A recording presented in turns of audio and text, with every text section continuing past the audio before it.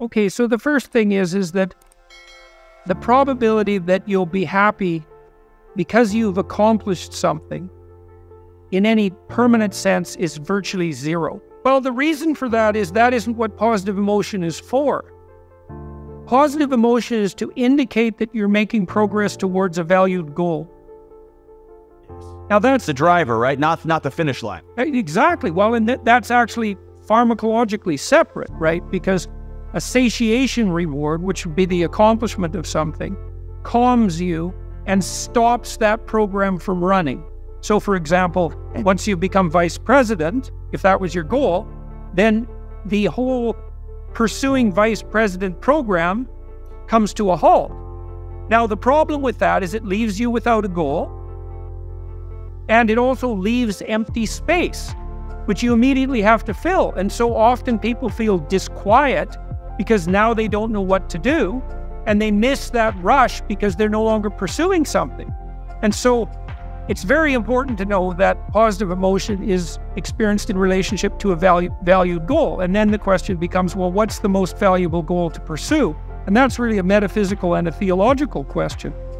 In terms of the mechanics of feeling, so imagine that you're negotiating the structure of a date with your wife and you're developing a shared vision.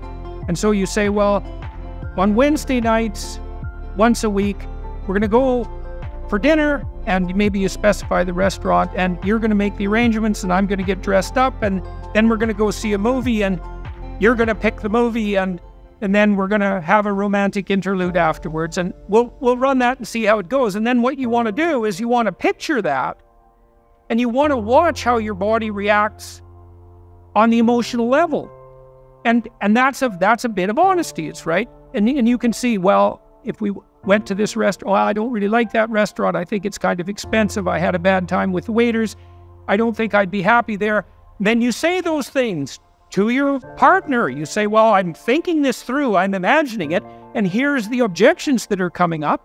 Maybe they're wrong. Maybe I've got this wrong, but I'd like to hear your input because, we want to get this right. Should we reevaluate my feelings about the restaurant, or should we think about a different restaurant? And that should be a question because you don't know. Maybe you're just stupid about the restaurant, or you're cheap, or you're afraid to go there because you don't have the right clothes. I mean, you don't know, right?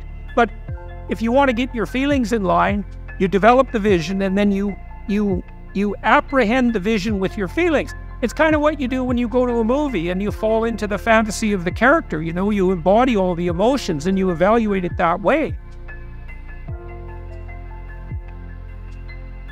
You're driven by a vision. That's positive emotion, because approaching something positive in a visionary manner generates positive emotion. If you're only fleeing from things you don't want, then you're constantly in a state of anxiety and depression. That's how it works. Because where did that go? Where did we lose the shared vision? Why can't somebody put a flag in the ground and say, this is where we're headed?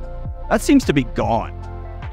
Yeah, well, that's a complicated question, I mean, I would say that's the consequence in the most fundamental sense of the death of God in the most fundamental way. It's the death of a sense of higher order unity. Now, it's also a very complicated question. If you ask someone, what do you want? If you could ask your wife that, what do you want? You'll probably freeze her into immobility, because it's really like asking, how do you want all of your life to go? Please summarize. And one of the, well, it's a lot, and one of the ways that you can deal with that, which you undoubtedly know as someone who's conversant with cognitive behavioral techniques, is you can ask people more micro questions too about what they want. So you might say, well, we did that on the dating front already, right? We talked about that. We talked about how you might think about how you want your meal times to go. We only talked about dinner time, but you could talk about breakfast and lunch as well. And then there are other micro domains that are very crucial that you could also consider. It's like, so you could ask yourself, well, if you could have the education you wanted, what would that look like? If you had the job or career track that would motivate you, just hypothetically, what might that look like? Sketch out a bad plan. If you had some friends, do you want some friends? And if so, how many? And And if you had friends and the right number, how much time per week would you like to spend with them? And if you had some time outside of work and familial responsibilities, what might you like to do with your time that you would really like to do? And the thing about these questions is that they're real questions. You know, there's this gospel statement that if you knock, the door will open, and that if you ask, you will receive, and if you search, you'll find. If you seek, you'll find. And people who are faithless, in some sense, think about it as kind of a Hallmark greeting card approach to the world.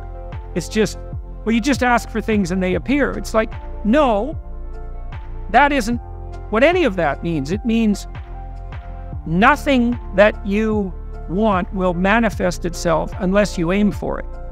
And you won't aim for it unless you know what it is, and you won't know what it is unless you ask yourself. And then you might say, well, why don't you ask yourself? And the answer is, well, maybe no one ever explained to you that you needed to, which is a crucial issue.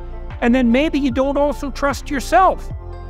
You know, because you might think, well, if I let myself know what I wanted, given my bloody track record, I would do everything I could to screw it up. So I'll just keep myself opaque to myself so that I don't fail at something that's truly important. And then I can always regale with myself with the idea that, well, I didn't succeed, but I didn't really try. Had I really tried, I might have succeeded. Whereas if you let yourself know what you want and then you try, you also set the preconditions for failure. So it's risky. That's right. But the alternative is, well, you don't know what you want.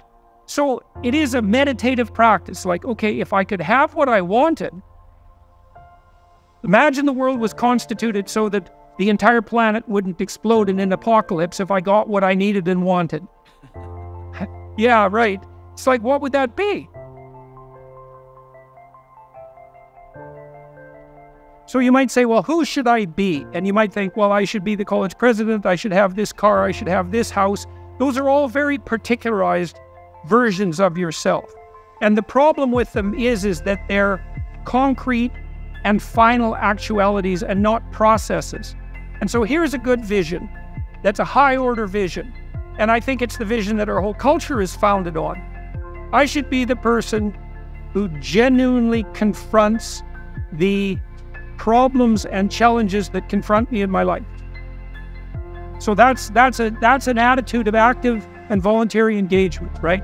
I'm going to do that's an identity. Yeah. Yeah, and that's an identity of process as well. It's like, I'm going to be someone who doesn't shy away from the challenges of life.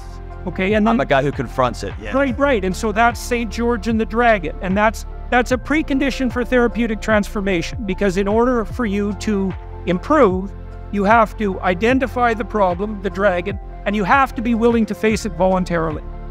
And so you say to yourself, I'm going to do what I can to develop the courage to confront the problems in my life voluntarily. That's who I want to be.